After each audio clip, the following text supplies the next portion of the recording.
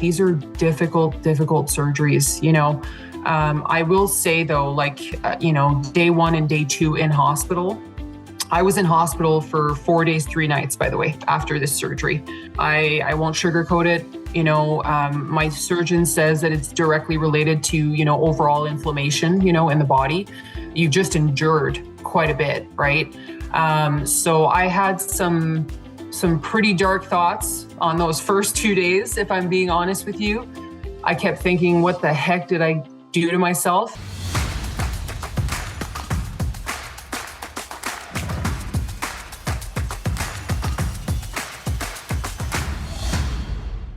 My guest today is Carrie Perrier. We met on a First Steps Club walk, and I enjoyed talking to her so much, I asked her to come and share her story with all of you. Please enjoy our conversation. You can find her on Instagram at Carrie Perrier Hawkins. Carrie Perrier, welcome to the American Glutton podcast. Thank you so much for having me. I'm so happy to be here. I'm so excited to have you. I want to say we met during a First Steps Club walk, and we talked, and you told me a little bit about your story, and I was so excited to have you on.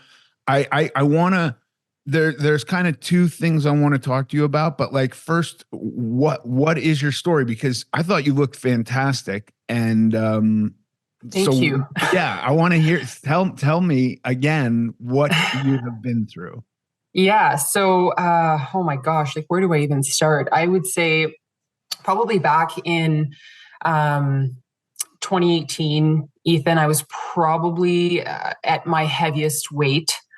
And to be honest with you, I don't even know truly what that weight is. I know that when I started, with the bariatric clinic in Alberta, they weighed me and I weighed 458 pounds. But prior to that, I really have no clue how high my weight got. But yeah, I essentially was referred to a bariatric clinic by my family doctor. And I actually underwent bariatric surgery in January of 2021.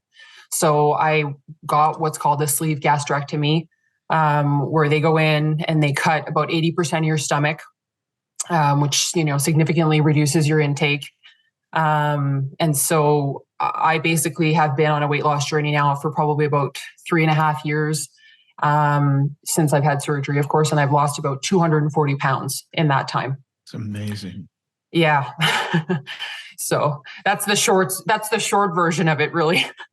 What you're saying about the scale resonates with me so much. When I was a little kid, I think the first time I was like made aware of my body as a thing, like it just, I just never thought about it. And then I went to visit my grandparents. I was like 5, and there was so much attention put on my body. And it's so bizarre too, because when I look at pictures of myself from then, I'm like, that's not a fat kid by any standards, certainly not by today's standards, but like I don't know what they were seeing that I can't see from the photographs, but I was made to weigh myself, and I wasn't made. I was weighed by them because, like, right. What do those numbers mean to me at 5? Nothing. Mm-hmm. But like throughout my life, I became, when I'd go to the doctors, 1 pound heavier than whatever the scale maxed out as. And that's what I would say. That doesn't go high enough. I'm, if it went to 350, I'm 355 pounds. So there's no use I like avoided scales like the plague. Yeah, and absolutely. It wasn't, I went to rehab in 2001, and one of the requisites for going to rehab, there if you were like a legitimate alcoholic where your body was physically dependent on alcohol or on certain psychotropic meds like benzos, like Klonopin or Xanax or something, you had to go do a medical detox because you can die withdrawing from that. And if you go to the hospital, they had ways to measure your weight. But just in the rehab I was in for opiates, which are not life-threatening, one of the requirements was that you get weighed, and their scales only went to 350 pounds. So I had to buy and ship to this rehab a freight scale. Right. to have myself weighed in. Otherwise, they wouldn't take me. And was that number, when you saw it at the bariatric office, was that devastating, or what did it make you feel? Anything? Oh, it did. It for sure it did. It kind of was like, the numbers don't lie, right? So reality at that point, had kind of set in that, like, wow, this is real. At the time I was 29 years old, right? And I weighed nearly 500 pounds, so yeah, it was extremely, just discouraging, defeating. And I remember too, my husband was there with me, right? And I think just the feeling too of potentially, disappointing others as well was very hard. I mean, don't get me wrong, Ethan. I've been married now for a long time, and I have a wonderful husband, and he's been incredibly supportive. But I think just for myself, right, that feeling that, not only was I, disappointed in myself, but just that I was potentially disappointing others as well, right? Yeah. So yeah, it definitely was. It was a slap in the face for sure. That I couldn't believe that I had let myself get to that point. Yeah. Yeah.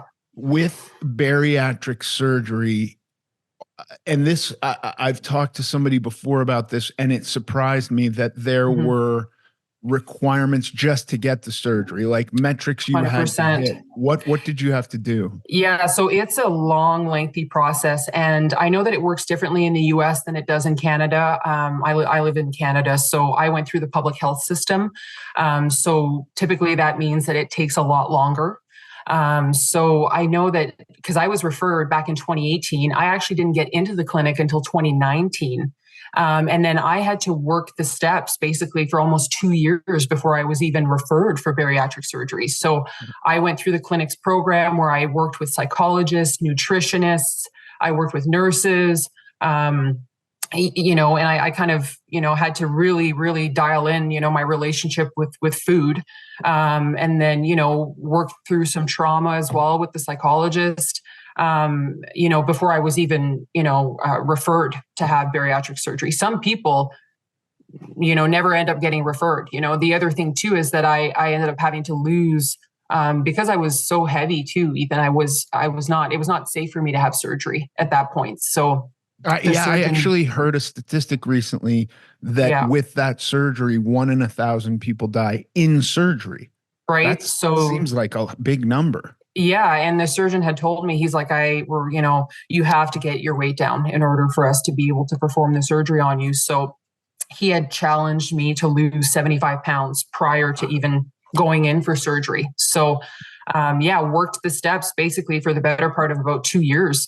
And then finally lost 75 pounds. I was on a liquid diet too prior to surgery, which consisted of like OptiFast shakes. Sure. I was on a liquid diet for, I think it was 8 weeks initially, Ethan. And then we were in the middle of COVID at that time, right? So a lot of the surgeries were actually getting postponed and delayed. So then I remember I had my surgical date. It was for, I think, early January 2021. And, keep in mind, I've been on this liquid diet now for 8 weeks, which is a struggle in itself. And then they phoned me and they're like, sorry, we're going to have to delay you an additional 3 weeks. So then I think I ended up being on a liquid diet for like almost 11 weeks prior to surgery. Wow. And they make you do that because they need to ensure that your liver is shrunk enough, because it could create complications during surgery, right? So yeah, I was on a liquid diet 11 weeks, had the bariatric surgery. Luckily, everything went fairly well. I had a little bit of an adverse reaction to the anesthetic after, apparently, but other than that, I was off of work for about 4 weeks, recovering. And then, immediately after surgery, you kind of go through the phases, right? Where you start off, shortly after you're again on a liquid diet, and then you kind of move to, pureed foods, and then you move to soft foods. And then, I think 4 weeks out, they allow you're back on solids at that point. Right. And what was eating solid food after the surgery like? So challenging for sure, because, at the end of the day, bariatric surgery is a tool, right? You're very restricted in what you can eat, small size portions, multiple times throughout the day. And it's about, call it about a cup of food per sitting is really what you're able to eat shortly thereafter. So, by the time I got to eat solid foods, it's almost like I was relearning, what worked well for my body and what didn't. So in the initial phases, I actually couldn't eat rice. I couldn't eat bread products, like a lot of bread products. I couldn't digest them properly, just with the way that, as they would enter the stomach and they would expand, it almost would make me feel so full that I would end up having to, throw up a lot of the times. So honestly, I would say that probably the first 6 months after, I had a lot of instances where I was eating foods that simply wouldn't agree with me, and I was unfortunately, throwing them back up. Or I had a lot of instances too where, especially when you're eating high sugar foods, where it would cause dumping syndrome. So it was a learning curve for sure after surgery.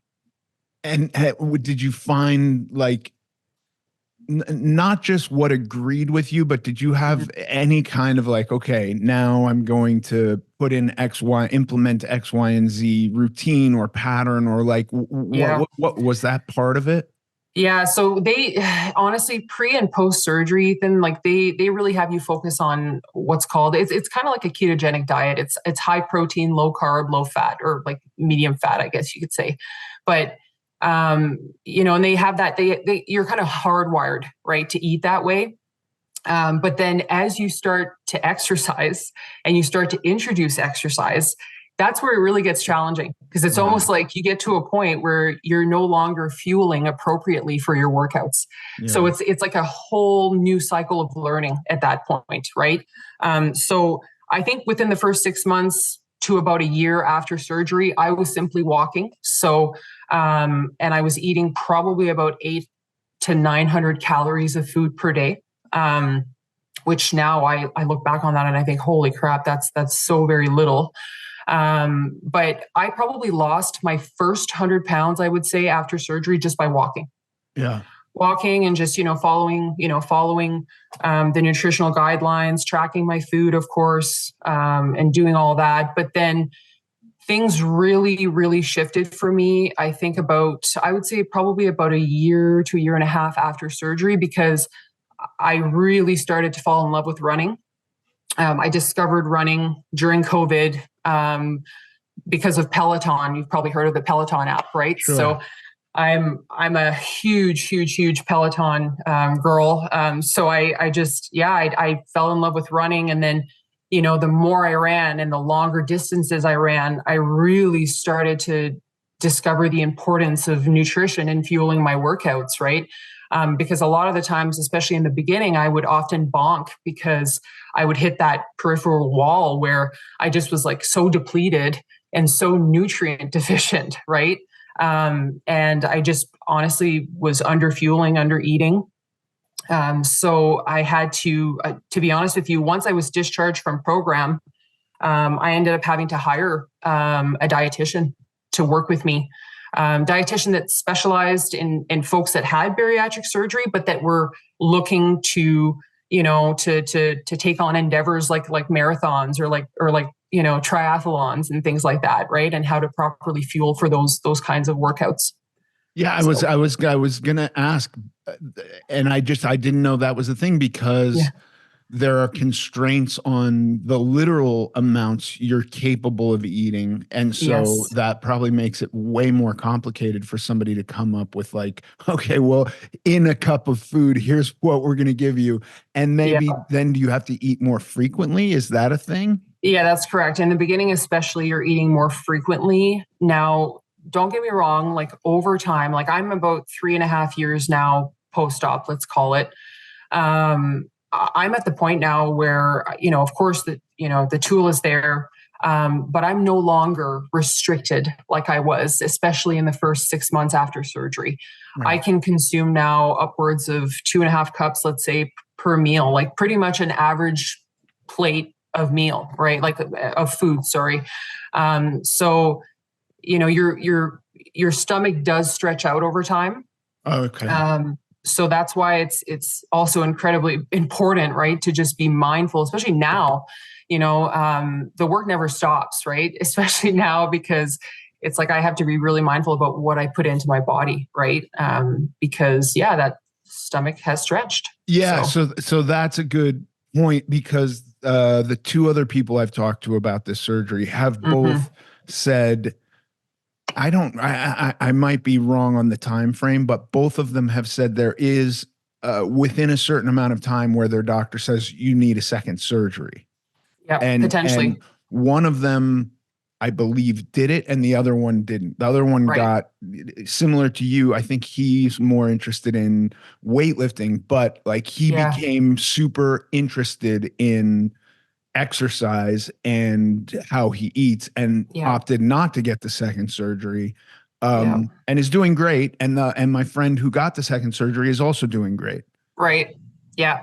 No, and you're right, actually, because they even said that to me as I was going through the program. They said, you might get to a point with the sleeve gastrectomy surgery that, you kind of hit a wall, like a plateau, and you're no longer able to lose.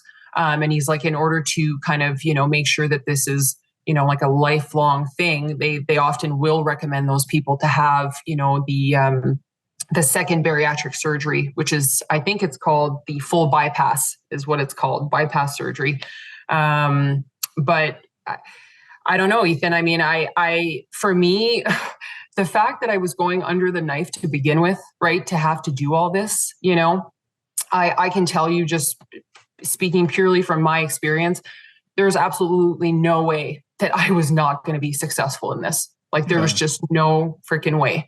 And I have been told by a lot of people, by my surgeon who performed the surgery, by my plastic surgeon, because as you know, I just underwent skin removal surgery. I am the exception. I'm not the norm, and I know that. A lot of people that have sleeve surgery, and especially women, there's less of a success rate amongst women. Really? Don't typically lose 240 pounds. But I think I can only speak for my personal experience. I just knew that this was it for me.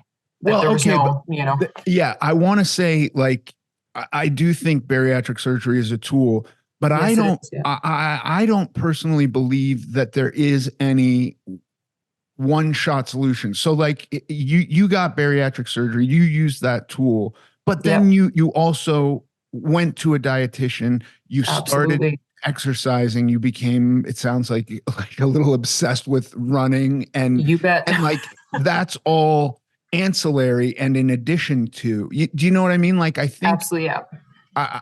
my assumption would be, and I can't speak for everyone, but the those who, I just don't think anything is just like you change one thing and it solves all of it. I think No. there's always more to it than that. From my experience and from the conversations I've had with people, it seems like anything, like, okay, go and do keto. Okay, keto doesn't get you all the way there. It takes more No. than that. Or Yeah. low fat, or whatever it is.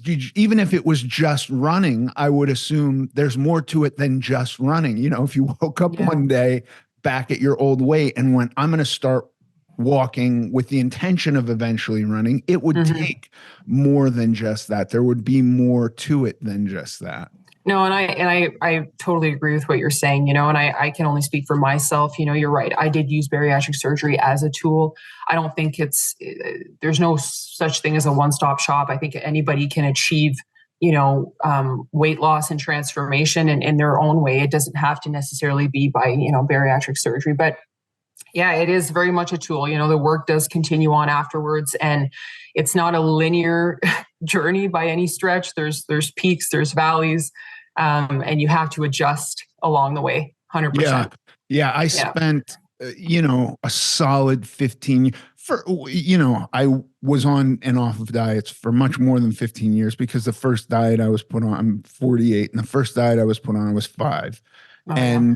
And then for the majority of my life, I was put on diets. Um, repeatedly. And then, as an adult, one day I woke up like about a year sober and realized, oh, there's more to fix here. And so Yes. I need to go do a diet. Um, and then I lost and gained and lost and gained and lost and gained for a lot of years. Every time I came at it from the point of view that my weight was the problem, and it was an acute problem that required Right. an acute fix, like a diet. And so I thought, this diet will get me all the way there, and once the weight Mm. is off, the problem is gone. And for me, I don't know that we're the same, but for Mhm. me, the problem really was not my weight at all. My weight was like a byproduct of the problem, which was Right. like my, I think if I'm being like the most honest, it was my aversion to discomfort. I wanted to be comfortable at all times. And that's like whether I'm anxious and food is soothing me. I'm sad and food is soothing me. I'm happy and food is enhancing it. Yeah. I'm bored and somehow eating makes me feel as though it cuts the boredom down. Um, Yeah. really dealing with that isn't even the total solution because it's very nuanced. Yeah. But I do think that we are quite often, and I think we have our own personal responsibility here. Like, I don't want to just poke blame at people, but I do think many people pushing diets, their diet as like the be all end all, this will cure everyone. I think a Hmm. lot of those people believe it. Um, but then it leads folks like you and me, or I don't know your experience with diet prior to this, but it Yeah. led me to this feeling that like, oh yeah, if I just do that and only that, that will cure me. And they just never work that way.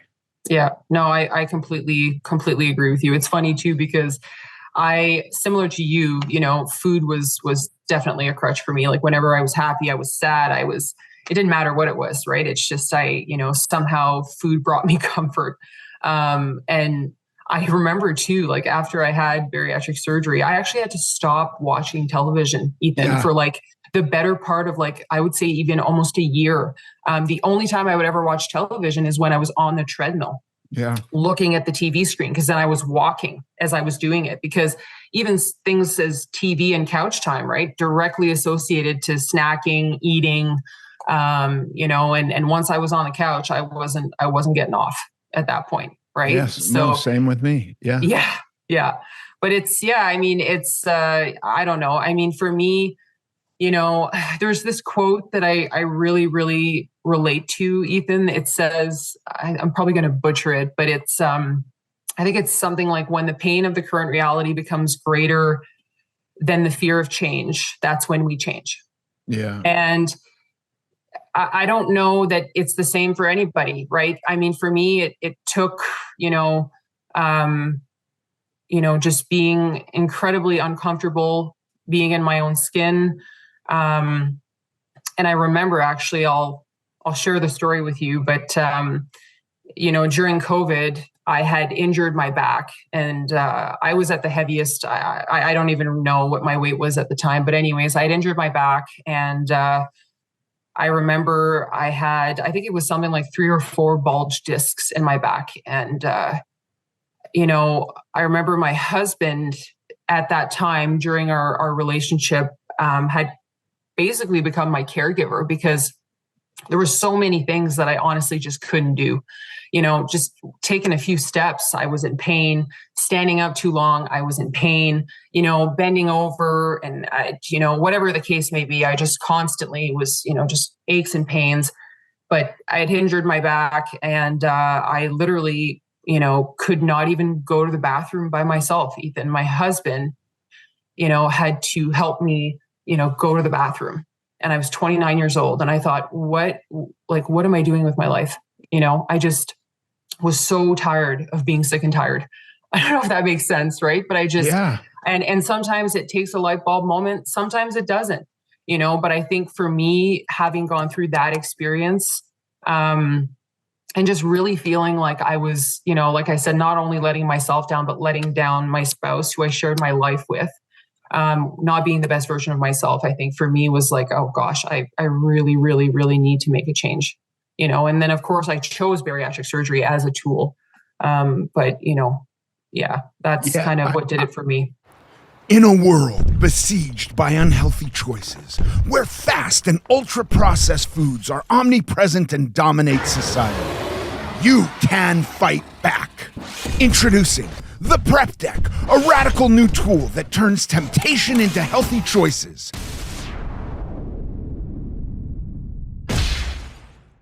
This is not a diet, and we realize that this commercial has told you nothing at all about the product itself. Please follow the link below for more information.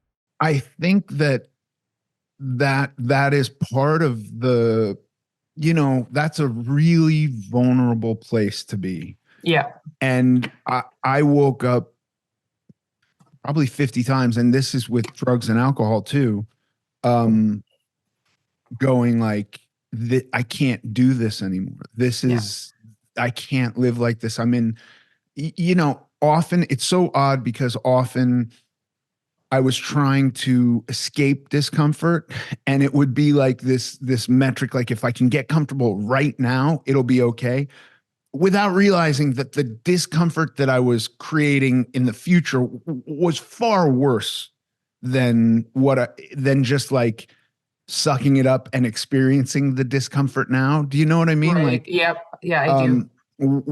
Waking up after a night of sleeplessness because I'm so heavy I can't breathe, and I've been choking all night, and then just like there's other weird pains that like just sitting in the same position at that much weight on parts of your body, and those parts of your body start to ache. You know what I mean? It's like they're being squashed. And so like not just the emotional and mental discomfort, but literal physical discomfort, knees, hips, feet, back, all of it. Yeah. And then at that point where you are almost like a supplicant going like, I'll do anything. Mm-hmm. And you get somehow in the universe or in marketing a voice going, well, all you have to do is not eat bread. That's all. That's it. That's all you have to do. It's actually really simple. Yeah. It's, and I like good old diet culture. Yeah. I mean, listen, like in my ideal world, that doesn't exist, but also like there's only 2 McDonald's on earth, and you have to travel 1,000 miles to get to them. Right. And so I don't expect that to happen. I'm not even rooting for that to happen. But I wish I had figured out sooner, like, no, it's all within me. I have to change my behavior and the way I act, because like that hamster wheel of, okay, I'll never eat bread again. And then a year into it, and I'm like, I'm not even losing weight anymore. Like, let alone. No, and you're right. It's just those ideologies too. Like, they're not sustainable. I honestly, if I had advice for anybody that's like in the early stages, right, of their journey, of their transformation, like I was telling you earlier, it's not linear. There's peaks, there's valleys. You know that the scale will go up, the scale will go down, but you have to be in it for the long game. Yeah. Like there's no other way around it, in my opinion. You have to, I think eventually you're going to find workouts that appeal to you, whether that's cycling, that's running, that's walking, whatever it is that you find. And then ultimately that'll lead you to finding your people. Which I think, is great. And then, but you have to focus on staying consistent day in and day out. Consistency will trump absolutely everything. But also you have to, the power of mindset. I'm big on the power of mindset, Ethan. Like you have to be kind to yourself. Yeah. Throughout this whole journey, right? Like I always say, change your story, change your life, right? Like you have to speak positively and kindly, to yourself along the way. Yeah. You really do. I mean, I think that's so important because like, if you're trying to build a house and you keep telling yourself, I'm not going to be able to build this house. This is never going to happen. My house is going to suck. Why am I even trying to build this house? What kind of house do you expect to build? What are you doing? You got to be like, I'm going to build my ideal house. It's going to be amazing. I can't wait. You know what I mean? I totally agree. Yeah, absolutely. Yeah. You know, that's one of the things I really appreciate about the healthy at every size movement is like, fuck yeah. Feel good about yourself. You Yeah. deserve to be out in the world doing anything physical you want to do. That was like, I didn't go to the gym until I'd lost 150 pounds because I was mortified about being in the gym around fit people. And now, you know, my favorite thing when I go to the gym is seeing somebody new there who has never been there before. It gives me so much hope about their life. Like, please, I hope there's something in here you find you enjoy. I want you here. You deserve to be Absolutely. here as Yeah. much as I do, if not more. Yeah. Yeah. No, and I agree. To be honest with you, I think, COVID was a bit of a blessing in disguise for me because I had a home gym set up. Kudos to my husband again, my wonderful husband. I was set up at home and it really just allowed me to kind of focus on my fitness. I was in the comfort of my own home. Honestly, I don't think I would have been able to set foot in a gym either, Ethan. I was way too humiliated. Um, and just super self-conscious, right? And I didn't know how to use a lot of the equipment and the machine, right? And I think the first time I set foot like in a public gym was probably about, I would say, at least a year to a year and a half after bariatric surgery. So I had lost well over 100 pounds at that point. And what I will say though is that there's no better place, right, to go to work on yourself, right? People are all there, and as much as you think that people are focused on you, they're really not. They're focused on themselves. And I found that a lot of times I would ask people for help, and they're very helpful. I think a lot of times, like, we think, these big, tall, muscular men and even women, right, are so intimidating, but they're actually lovely and willing to help. Like, I remember one time I didn't know how to use one of the machines and I ended up having to ask for some assistance. And this lovely gentleman who obviously was a weightlifter, had been training probably for a very long time, very muscular, was very kind and very helpful with me. Yeah. You know, There's so much cognitive dissonance around all of the shit. It's like, yeah, I love going and sitting with a group of sober drug addicts and mhm, talking about our experience. yeah, And the idea that, like, I want to be sober.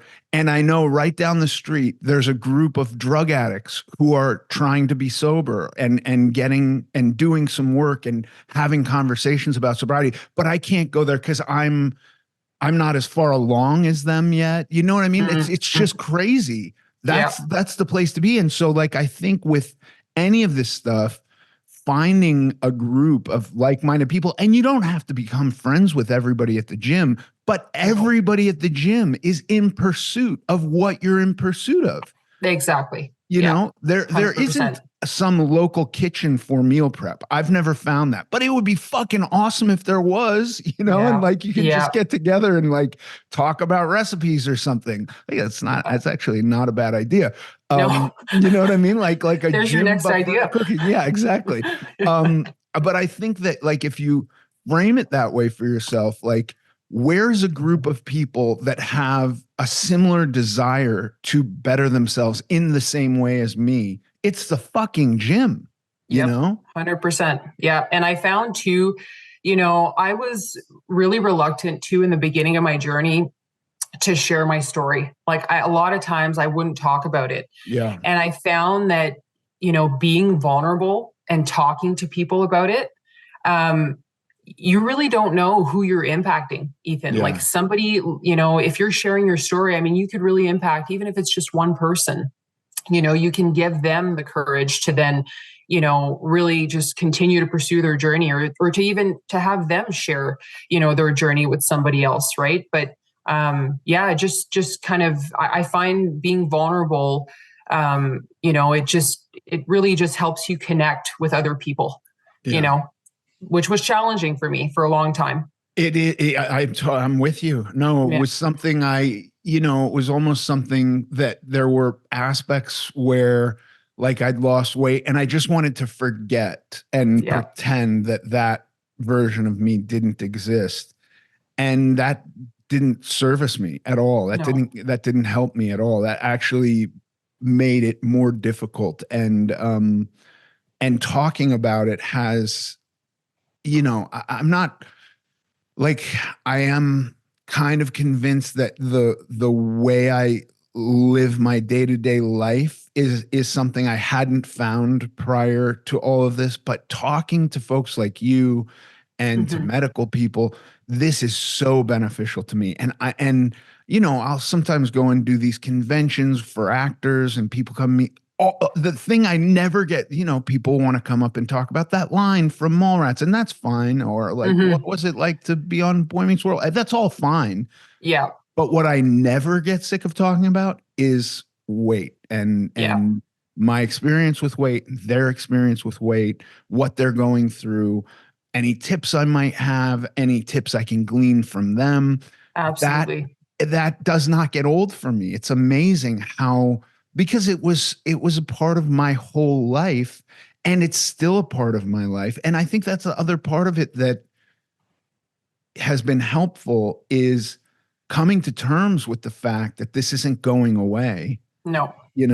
and despite my wishing it would for so long, Yeah. it's just not. It's going to be with me forever, and that's okay.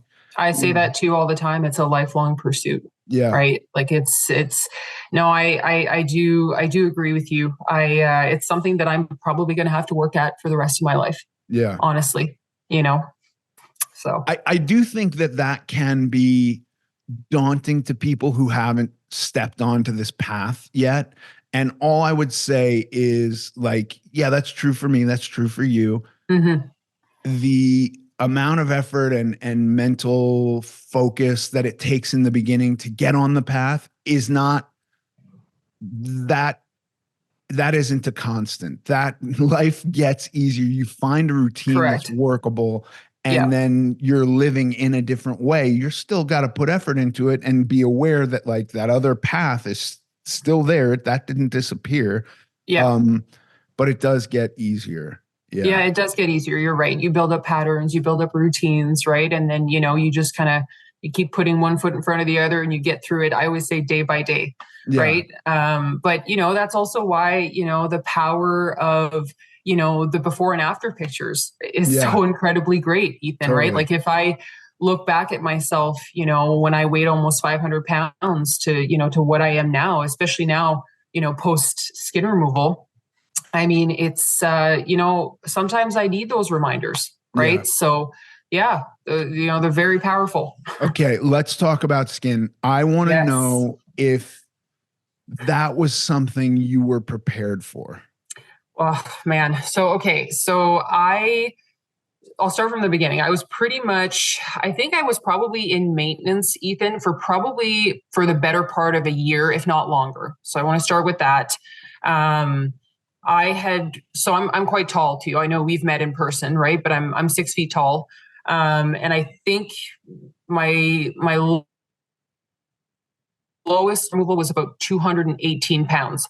And I probably fluctuated between 218 to like 220-ish, pounds, give or take, a couple pounds.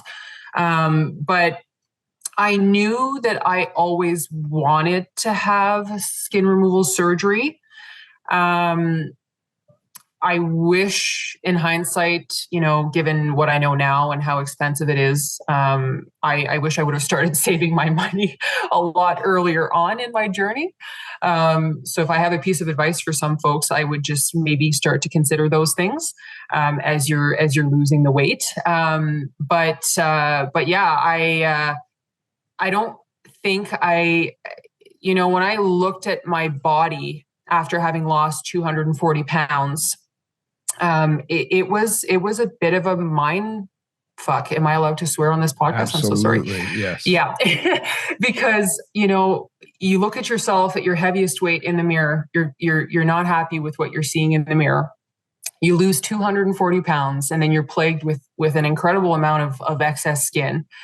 And you're looking at yourself in the mirror once again and you're like, wow, I'm dissatisfied with what I see in the mirror, you know?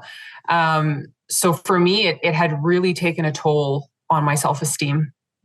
And because I had discovered a love for running, it just was causing me a ton of issues, Ethan. Like I had to wear compression garments all the time as I ran because, as the skin moves and shifts, and I had developed regular skin infections, rashes, belly button infections, and it just got to a point where it was very uncomfortable, and it had really taken a toll, on my self-esteem. Yeah, I'm impressed that it was something you were aware of as far as like surgery being really the sole solution. Yes. Yeah. I was not. I tried for years mineral wraps, literally, where they'd like put plastic sheets down and put, I don't know what minerals they were putting on them, but something, and they'd wrap you up and you'd sweat a lot, and they'd say your skin's getting tightened, and red lights and lotions and styles of dieting. I heard fasting too apparently could make your skin revert back to what it was. Yeah. Yeah. Yeah. The scientific jargon that they cite for that is so absurd. Yes. And let me just run through it. They say fasting promotes autophagy. First of all, any diet causes autophagy. Right. Autophagy is not the body consuming organs. Skin is an organ. That is the absolute last thing your body will start consuming. And it will consume that organ at the same rate that it consumes the rest of your organs, and you will die. So if your metric is I'm going to fast my way into smaller skin, that is not a good system to employ, because before you get smaller skin, you will get death. But they use fancy words to sell it to you, and then there are guys like David Goggins who lost 100 pounds. And all I would say about guys like him is he gained 100 pounds relatively quickly. He wasn't 100 pounds overweight for 10 years. And even him, he has loose skin. He doesn't have 300 pounds worth of loose skin. He has a smaller amount, but he also was not severely obese for a long time. Exactly. I was, for people who were very overweight for many years, it's just loose skin is going to be a part of what you're dealing with if you lose weight. That's the reality of it. Yeah. No, and I was very much aware that it was going to be a problem. I don't think I thought it was going to be as bad as it was. Yeah. Because I guess I'll talk a little bit about my skin removal experience, but I ended up, going to a surgeon in Toronto, Ontario, lovely surgeon named Dr. Quinton Shivers, who unfortunately cannot operate on Americans. So very sad. It has to do with insurance and liability. I think he's trying to find a way around it though, because he's in very, very high demand. But anyways, ended up, choosing him as my surgeon. And I ended up having 4 procedures done at once, by the way. So it was about an 8.5 hour surgery. And he removed in excess of 20 plus pounds of loose skin. So I had it's called a 360-degree paniculectomy, where my incision runs 360 degrees around my torso. I had that. And it's also a fleur-de-lis. So basically it's where the incision on my abdomen is vertical and then also horizontal all the way around my torso. I had a breast lift done as well. And I also had a brachioplasty. So I had my arms done as well. You would think that it's funny, right? Because out of all of those procedures, Ethan, the biggest point of insecurity for me was actually my arms. I mean, you girls and your arms. My wife won't wear sleeveless dresses, and I don't get it. I was that girl. And you know why too? Because I think with the breast and the abdomen, I could cover it up, right? I could wear, pants and a shirt and nobody would see. right? I could tuck everything in, and it just, it didn't look like anything, right? But with my arms, I couldn't quite cover those up because every time I wore a short sleeve shirt, you would be able to see, my bat wings or whatever you want to call it. But I've got them. I've still got mine. I know exactly what you're talking about. So I underwent all 4 procedures at once, which was a large undertaking for sure. And his surgical team. I at first, wanted to actually break up those surgeries because, for one, I was terrified because I thought, oh my God, I'm going to be under general anesthesia for 8.5 hours. But, obviously, they ran my labs, took my blood work. They saw that I was in, great health. All of my levels looked excellent. So, go through with skin removal surgery and talk to my surgeon afterwards. And he told me that, I think throughout the entire 8.5 hours, my resting heart rate was 50 and below, and my stats were normal the entire time. So I honestly attribute it to the fact that I was probably in the best shape of my life before I went into skin removal surgery. Yeah. Which I think has directly translated, by the way, into my recovery. Yeah. I'm kind of shocked at how well I'm recovering. I almost have to knock on wood here and, pinch myself a little bit because, my surgeon he thinks I'm Wonder Woman with how well things are going. I'm taking it easy and I'm listening to him, but yeah. I want to say, you and I have talked a bit about this off on text messages and stuff, and and I do preface everything with here's my experience. This doesn't mean this has to happen to you. And I will just say, I was definitely not in the best shape of my life when I had skin removal surgery. And I cannot emphasize how much I think that's important, and that because it's a brutal surgery. It's not, it is, it's not getting your tonsils removed or getting stitches. It is a big surgery. And so I was for sure too heavy and they wouldn't have done those 4 surgeries on me. I had skin removed twice. The first one I had to get blood transfusions. It was it was not great. And my recovery was strained, and I had anxiety, and I just think the way you have been at your weight for a while, you've got a routine, you're super healthy, you're very fit. That's the way to do it. Don't do it prematurely. I agree with you 100%. I like I said, it will directly translate for you into your recovery. Yeah. Which is a big deal. It's a huge deal because you're right. These are difficult surgeries, I will say though, day 1 and day 2 in hospital, I was in hospital for 4 days, 3 nights, by the way, after this surgery. And the first 2 days were brutal. I won't sugarcoat it. My surgeon says that it's directly related to, overall inflammation, in the body. You've just endured quite a bit, right?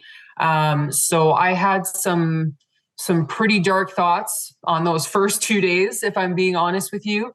I kept thinking, what the heck did I do to myself? And, but once I was able to get past day 2, I would say it was really on the up and up from that point on. And of course, when you're in hospital too, you're monitored 24/7, right? So, you've got nurses and doctors and everybody's coming in, every 2 to 3 hours to kind of follow up and check up on you. And I, obviously very grateful for the care that I received. Wonderful people there, but it's a little bit disruptive. You're not able to get, the sleep that you require. So once I was out of hospital and then I recovered in hotel for about 4 or 5 days in Toronto, that's when, it really started to get better at that point because I could get actual, 4 to 6 hours of restful sleep, call it. Yeah. But I was honestly within the first 6 or 7 days, Ethan, and then just basically managing with Tylenol and Advil. And I can only speak from my experience. You're absolutely correct. Some people have more difficult experiences. But again, I think do yourself the service of just, being in good shape prior to going into skin removal. And I think you'll feel a hell of a lot better on the other side of it. Yeah, well, I think like with anything, like with Yeah. bariatric surgery, with any diet, with Yep. skin removal surgery, I think there's ideal versions of all of this, and they're not one stop shop, one stop fixes. Like Yep. it takes more than just I showed up for the surgery, I got the surgery. Why don't I feel better? You know why? Well, you're going to be in pain. They just cut you a bunch, and For sewed you sure. back together. It's going to be pain. It's going to be slow.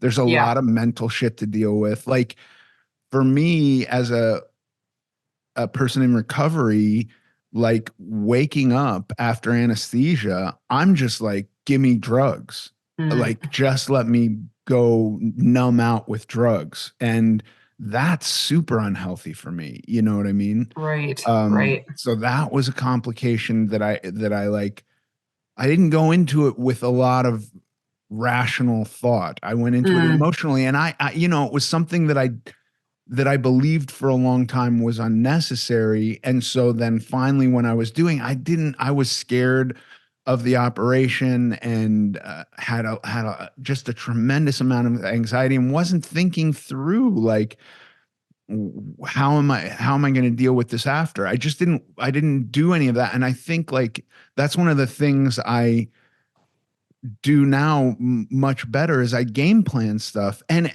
I game plan stuff with the idea that like the game plan is going to be thrown out the window because you can't account for everything. You know what I mean? Like That's right. Yeah.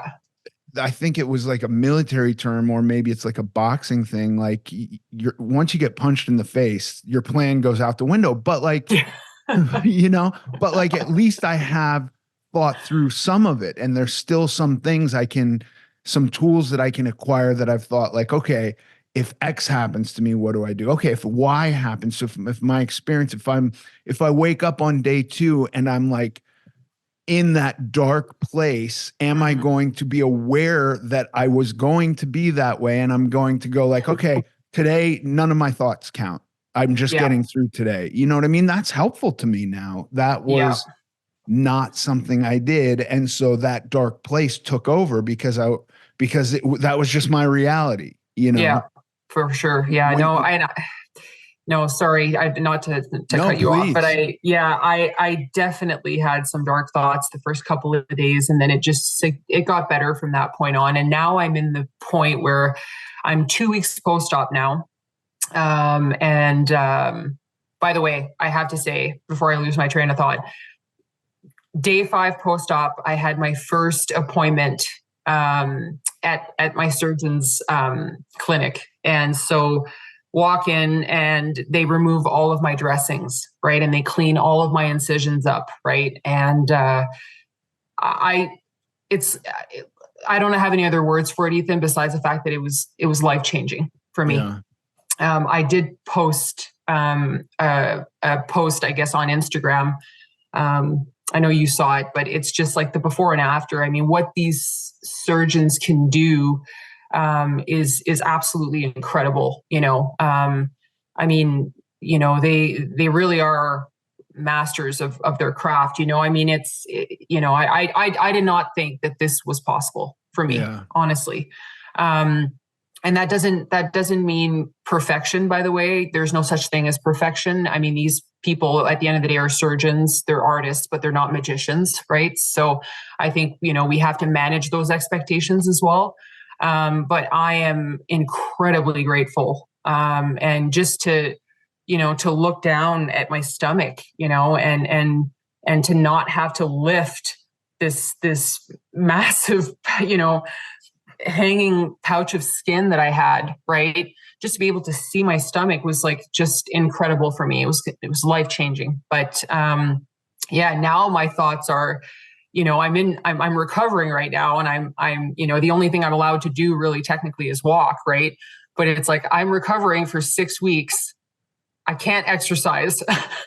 So now you're right. Now it's like the thoughts are creeping in, right? And I'm like, I have to keep myself busy during this Yeah. time, because it's like I'm going a little crazy at the end of the day, right? Because I used to work out, 6 days a week, let's call it. And now it's, now I'm it's a little please bit more. sit and watch TV. Yeah, I'm watching TV. I'm putting my feet up. I'm reading a lot of books. I'm listening to podcasts, right? So it's different. But I know that doing this, obviously I'm only 20% healed, like my surgeon says. Right now I'm in week 2. I guess it goes 10% every week. But I had my second post-op appointment yesterday where, again, they looked at all my incisions. Everything is healing well. I do have a couple of pesky incision sites that I'm dealing with right now, particularly the ones in my armpits, and the incision above my butt crack, of all places. But very, very thrilled with the progress so far. And music to my ears yesterday, he said to me, he says, "You're going to be running in 4 weeks." Wow. So I was thrilled. I was super, super thrilled because I've got some big goals here that are on the horizon. I'm actually running the Chicago Marathon in October, Ethan. So I'm excited to kind of get back into my training here as safely but as quickly as I can. Yeah, I'm so happy for you. And I'm so happy that you're in such a good mental place and everything's going well. Thank you. It's amazing. It is like how it should be, Yeah. it's the what you're doing sounds pretty damn ideal to me. Yeah. Well, thank you so much. Yeah. And I just want to say to you, by the way, that your podcast, Ethan, was so instrumental for me, especially in the first year of my journey.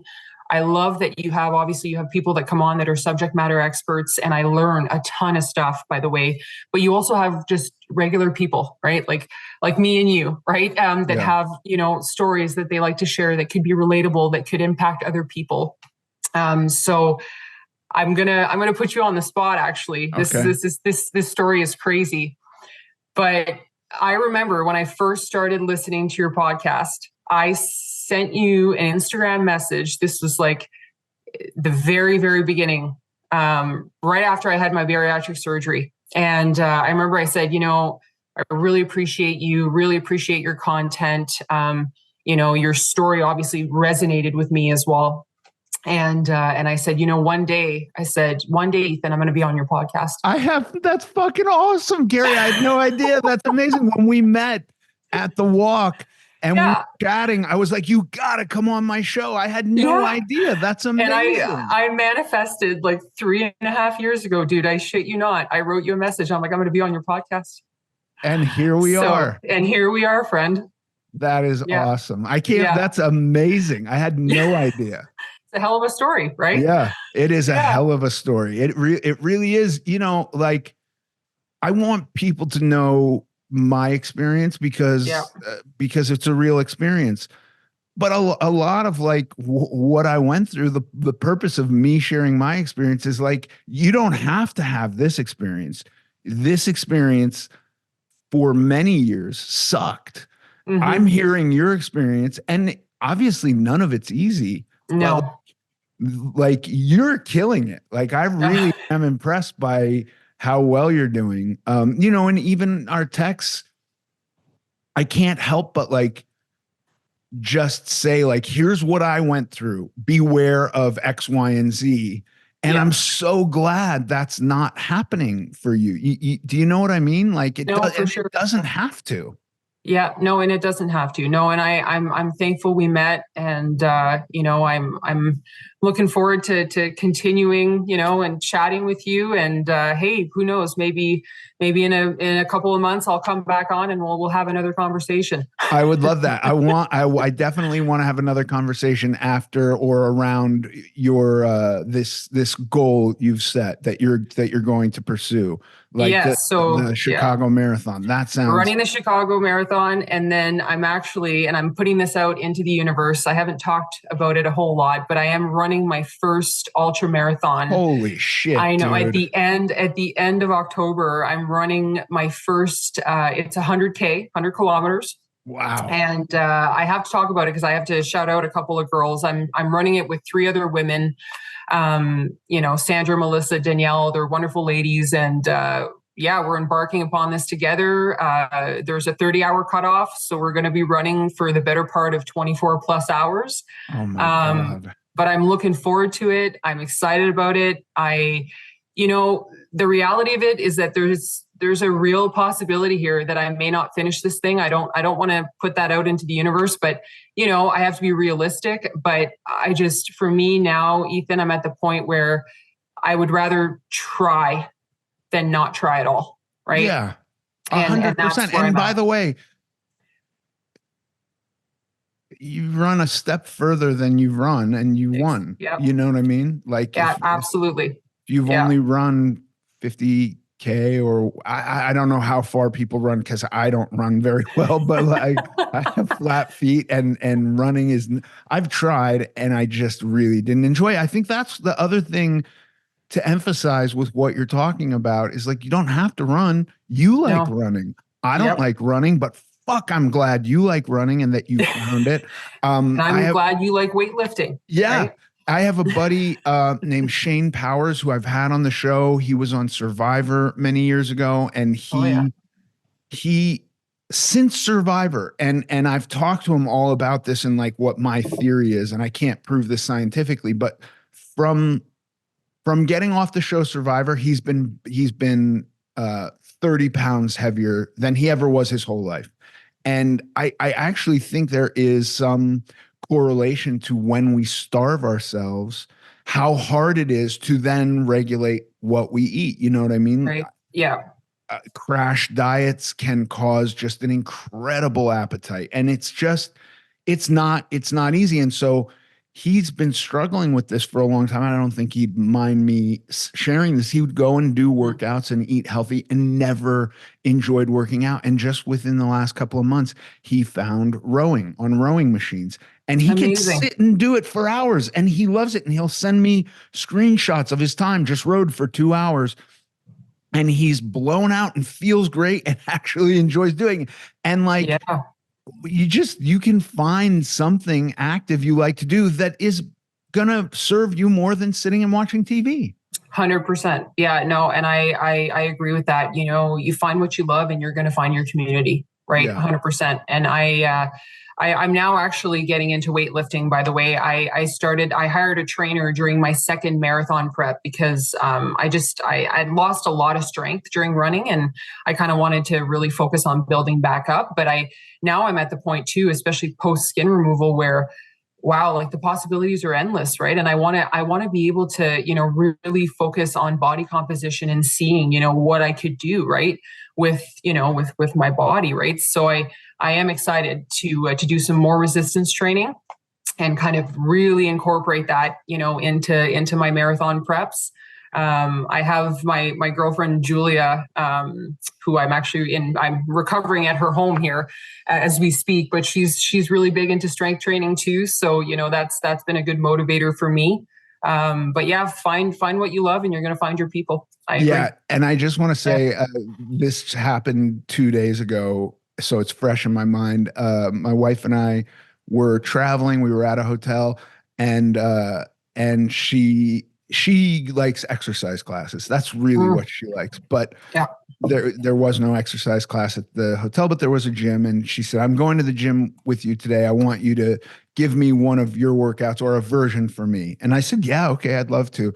And at some point during it, she's, doing it. And she goes, oh, is this what you want? You want a bodybuilder wife? And I was like, in no universe is doing this going to make you a bodybuilder. Like, that's just not how it works. You're lifting 8-pound dumbbells or 12-pound dumbbells or something. And you're not going to become some muscly person. Like, no, it doesn't have to be about that, No, for sure. Yeah, no. And I will though say, Ethan, that one of these days I would love to go and work out with you. And you can put me through one of your vigorous strength training workouts, but in return, you have to promise me that you're going to try to jog with me on the treadmill.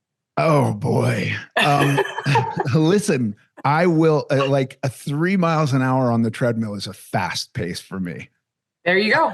4 miles an hour is legitimately how I jog, but I'll do that. Sure. Hey, There's no judgment from me. I consider myself like a back of the pack runner. There's no, my fastest marathon is 5 hours and 11 minutes, right? So it's not about speed. It's about putting Right. one foot in front of the other and just getting it done, right? Yeah, I love it. Yeah. We Yeah. will do it. Okay. Carrie, this has been amazing. You're amazing. I'm so happy for you, and I can't wait to talk again about everything you experienced while training for and doing your ultra marathon.